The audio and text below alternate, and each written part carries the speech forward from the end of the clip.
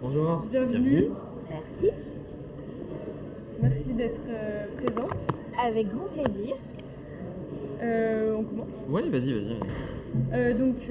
Corinne Narassian. Originaire de la Réunion, ta carrière débute aux États-Unis, Oui. du côté de l'ingénierie des télécommunications.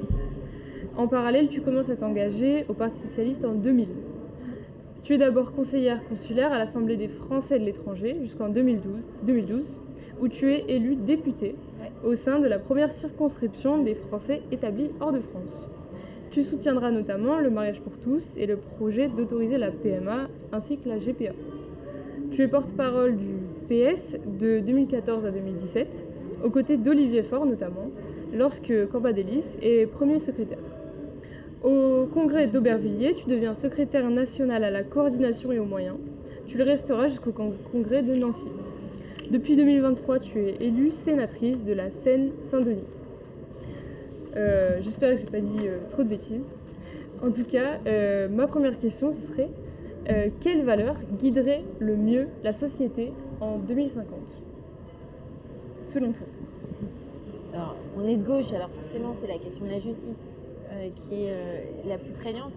C'est je dirais la réponse automatique, parce que les injustices, c'est ce qui crée la révolte quand on est de gauche. Et donc, la recherche de la justice, c'est essentiel. Mais pour moi, ça veut dire aussi revenir tout simplement au triptyque essentiel qui fonde la République: liberté, égalité et fraternité. Et je veux insister sur le mot fraternité sans rentrer dans les débats fraternité, sororité, les questions genrées. On va aborder la question du mot fraternité au-delà de la question du genre, mais vraiment pour revenir à son intention originelle, qui est pour moi la valeur la plus souvent oubliée, Oui, alors qu'en réalité c'est celle qui permet aux deux autres de se réaliser. Parce que la fraternité, c'est pas la solidarité. La fraternité, c'est reconnaître l'universel dans l'humain. C'est reconnaître que nous sommes tous et toutes des êtres humains avec une égale dignité et un égal droit à notre émancipation et à exercer nos libertés pleinement. Voilà. Et donc ça, c'est vraiment pour moi, c'est si on veut aujourd'hui répondre à la fragmentation de la société, c'est de retrouver le sens de la fraternité. Merci. On va passer à la deuxième séquence. Alors, la deuxième séquence, c'est ce qui pourrait t'arriver. Donc, on va te donner 5 événements qui pourraient arriver en 2050.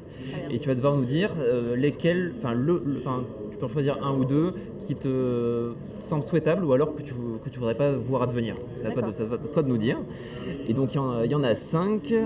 La première, c'est que les entreprises de plus de 50 salariés sont gérées par les employés eux-mêmes. La deuxième, c'est qu'à 18 ans, tu reçois un appartement et un potager à cultiver. La troisième, c'est que le vélo devient le mode de transport majoritaire. La quatrième, c'est qu'il n'existe plus aucun aéroport en France. Non, plus qu'un, je sais pas, plus aucun. Il y en a un seul, voilà. Et la dernière, c'est qu'on ne produit quasiment plus aucun déchet. Est-ce qu'il y en a une qui te parle ou deux qui te semblent plus souhaitables? Le logement et le potager, je trouve ça bien, parce que c'est vraiment la question du logement aujourd'hui, c'est une question centrale. Et cette question aussi, parce que c'est symbolique, mais le potager, tout le monde n'est peut-être pas. Moi, j'ai pas la main verte, je suis pas sûre de pouvoir vraiment être capable de faire pousser ma propre nourriture. Mais quand même, cette idée générale, parce que ça touche à une idée plus globale, qui est que le droit au logement est un droit fondamental, et ça fait partie des grosses injustices aujourd'hui qu'on a à réparer dans notre société, et le fait qu'on doit prendre en compte aussi la question de l'alimentation comme étant un droit fondamental, une alimentation saine, une alimentation qui respecte les enjeux écologiques, donc qui soit près de chez soi, avec un coût écologique le plus faible possible, et donc avoir le droit à une nourriture saine, y compris à bas coût. Les couples pauvres ont eux aussi le droit à une nourriture saine, une nourriture bio.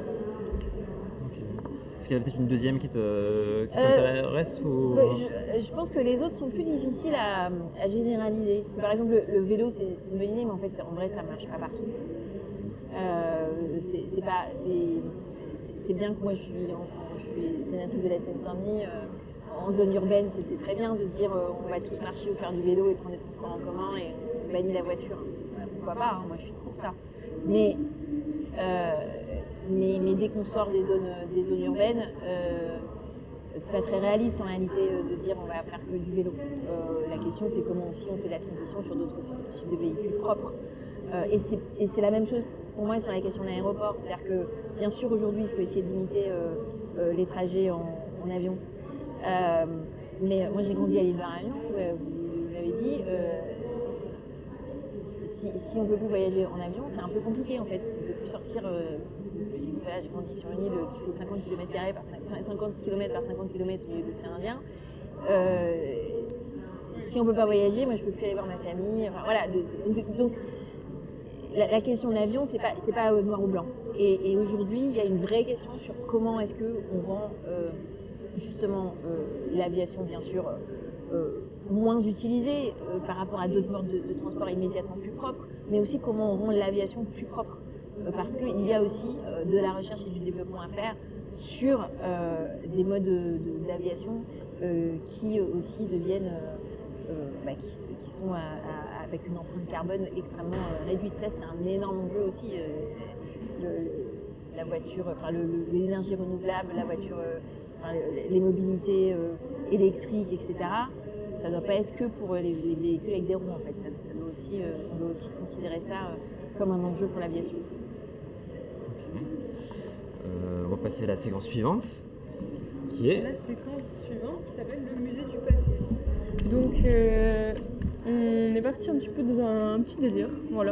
Dans un musée en 2050, dans un monde imaginaire, idéal, où le néolibéralisme serait passé.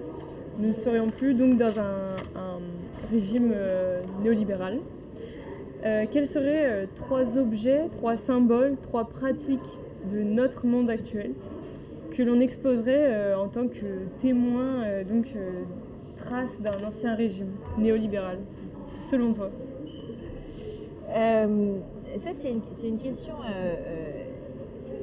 difficile parce que je ne suis pas sûre. Il y a tellement d'outils et d'objets qui peuvent avoir des utilisations tellement différentes.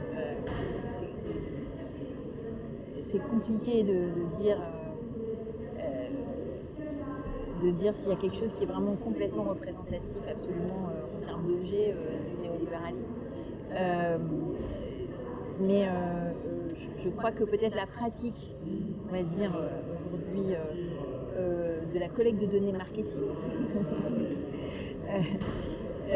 c'est clairement pour moi aujourd'hui le symbole de toutes les dérives de ce mode, de cette société de la consommation individuelle et où on pousse chacun à devenir de plus en plus juste un consommateur individuel et où on pousse au vice et où on enferme les gens dans des consommations du gaspillage. C'est vraiment ça, c'est vraiment pour moi le néolibéralisme, c'est le pire du néolibéralisme, c'est vraiment rentrer dans cette logique que plutôt que d'avoir des citoyens, on a des consommateurs. C'est intéressant le collecte de données, surtout qu'il y a Alexandre Ouizy qui était là juste avant, qui nous a parlé justement de la publicité et qui disait qu'il fallait limiter la publicité. Donc, oui, parce que ça rejoint cette idée-là. C'est-à-dire maintenant en plus, c'est la pub, parce que capter les données marketing, ça veut dire pouvoir faire la publicité quasiment personnalisée maintenant. Tout ça, moi je suis effarée.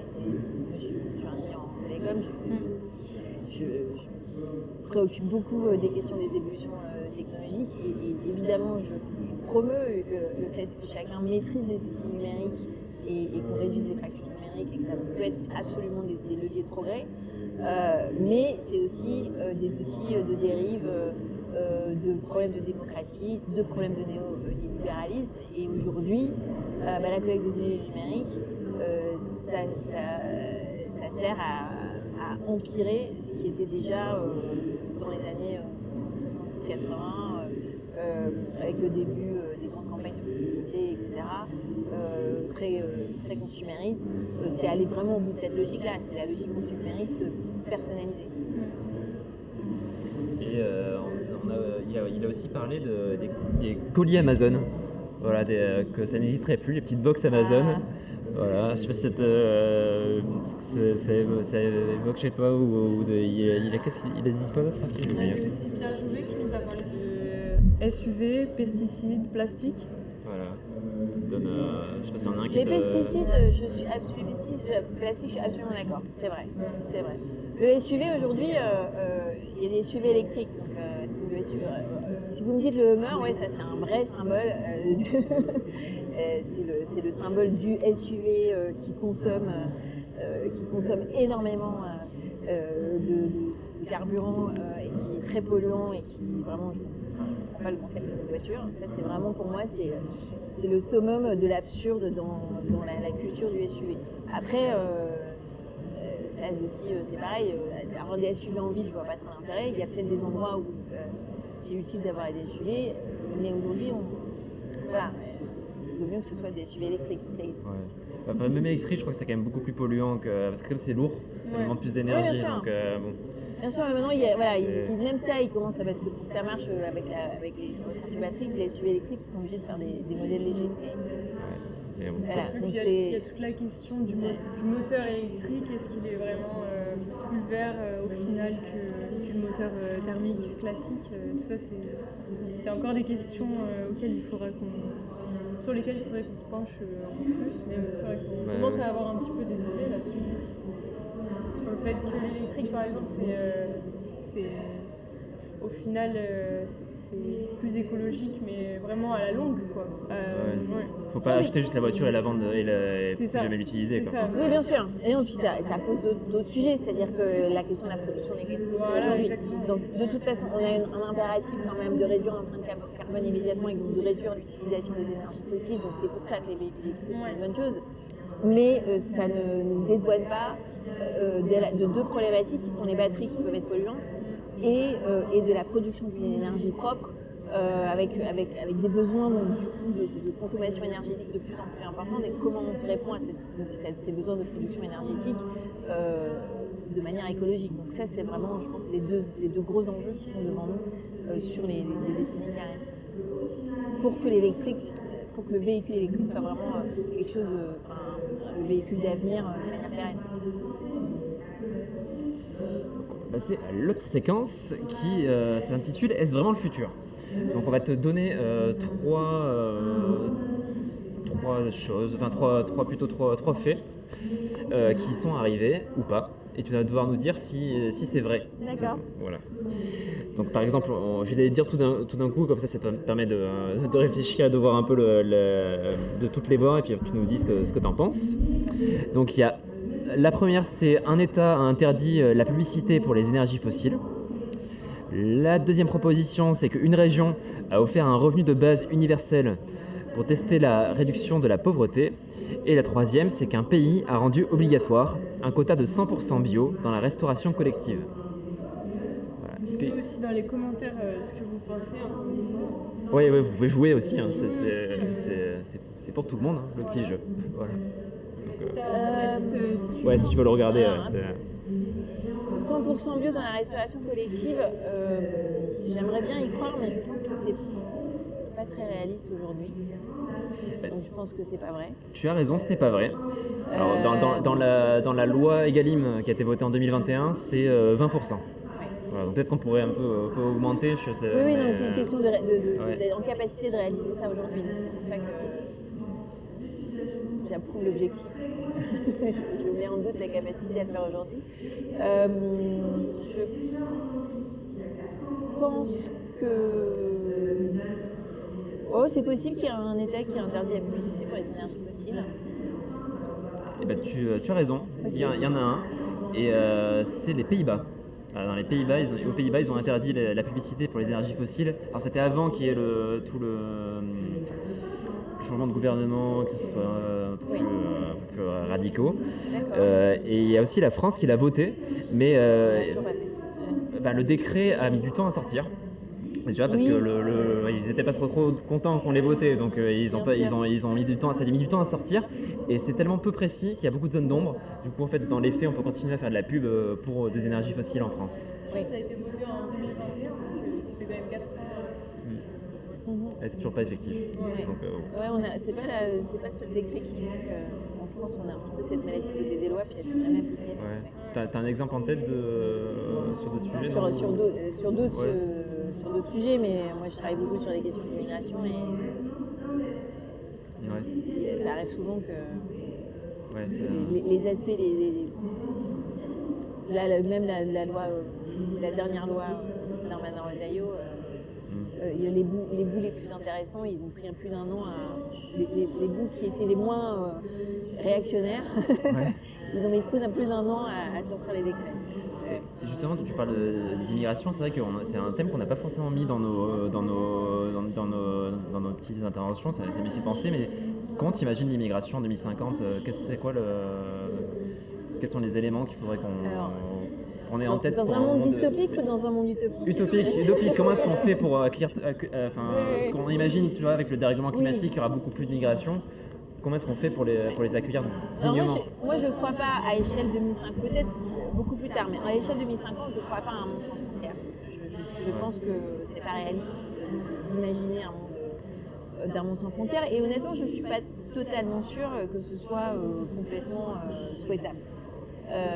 Mais par contre, je pense que dans un monde idéal, on doit avoir des flux migratoires bien organisés et donc une facilité absolue à se déplacer, à avoir très facilement des visas pour s'installer ailleurs, pour migrer.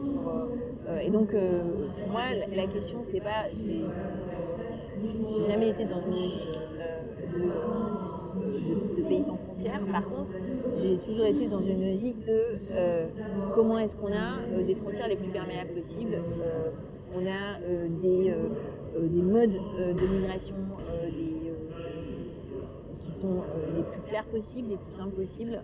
Moi-même, j'ai vécu à l'étranger, j'ai été immigrée dans un pays qui à l'époque, c'était bien avant Trump, était un pays qui assumait le fait d'être un pays d'immigration.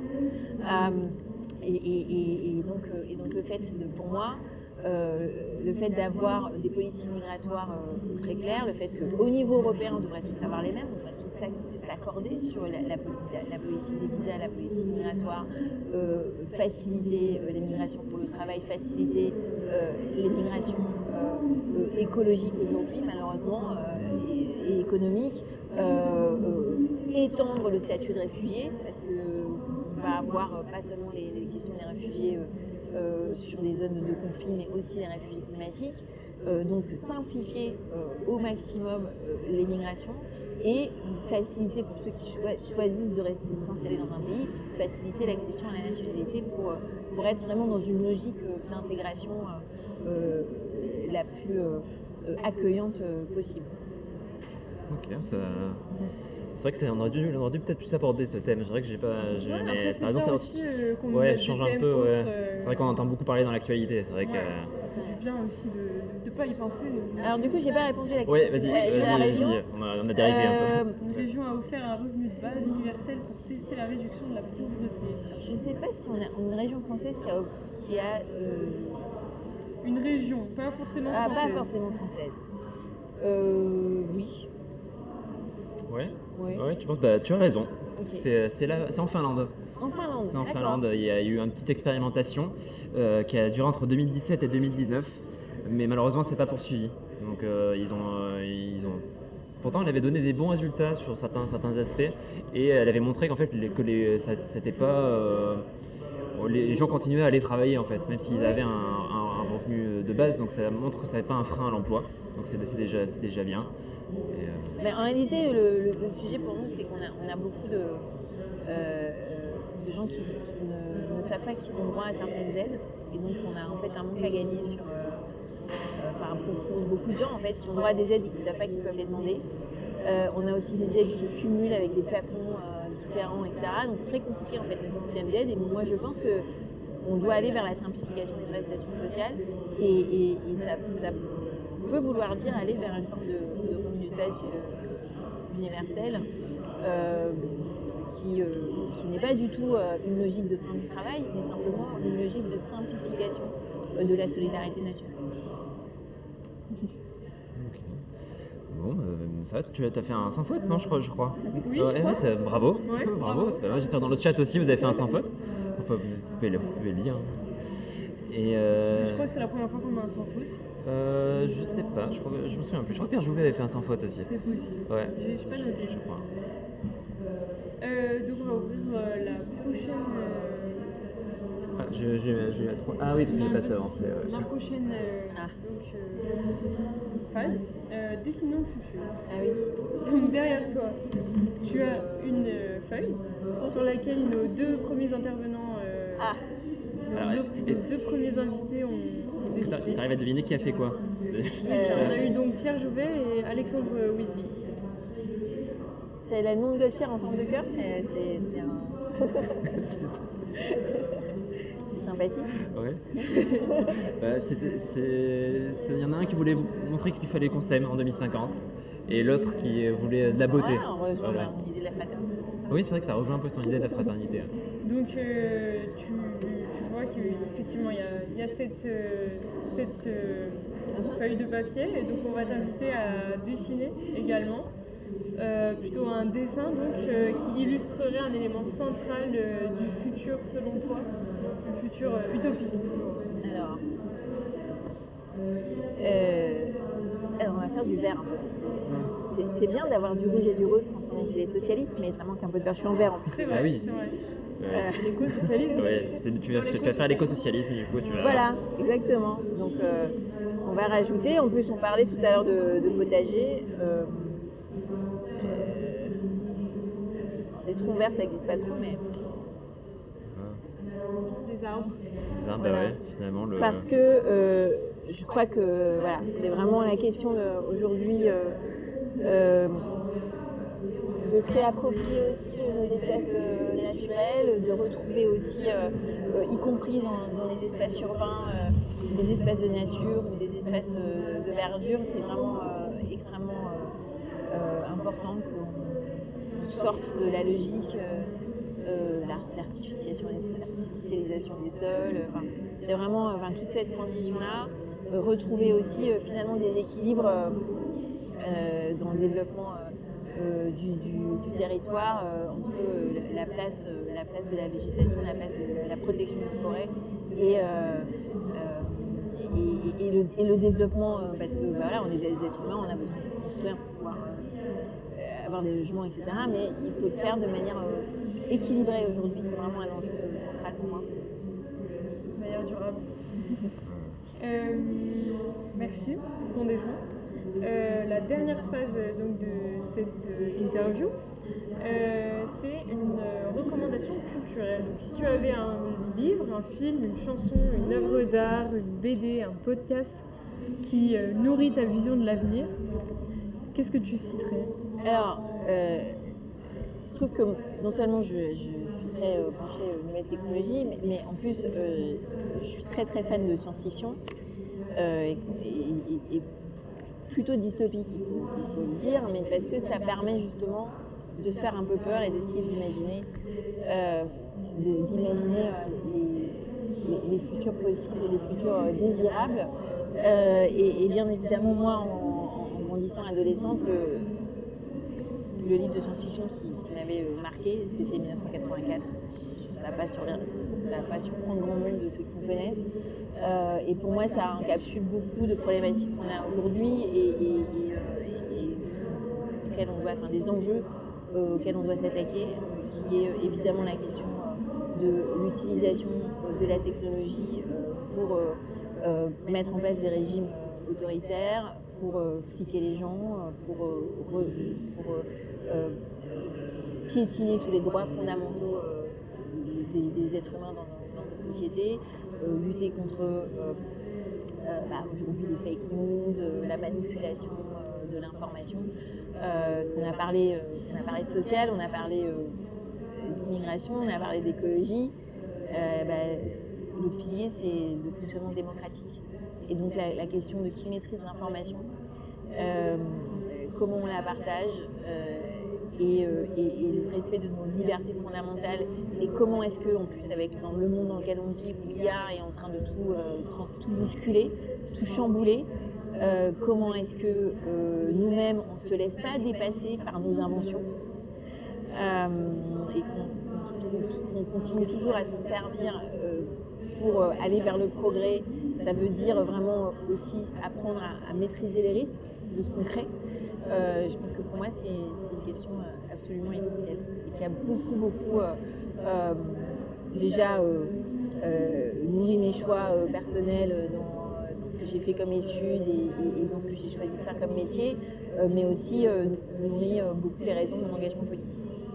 Ok, intéressant. Intéressant. Attends, du coup, c'est plutôt en opposé par rapport à... Oui, du coup. Ouais. Oui, alors, la science-fiction, il y a des...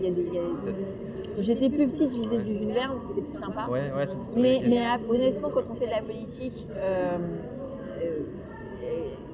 pour s'interroger sur l'avenir, lire la science-fiction dystopique, c'est souvent une bonne façon de nourrir aussi une vision idéale de la société, de pouvoir comprendre quels sont les risques.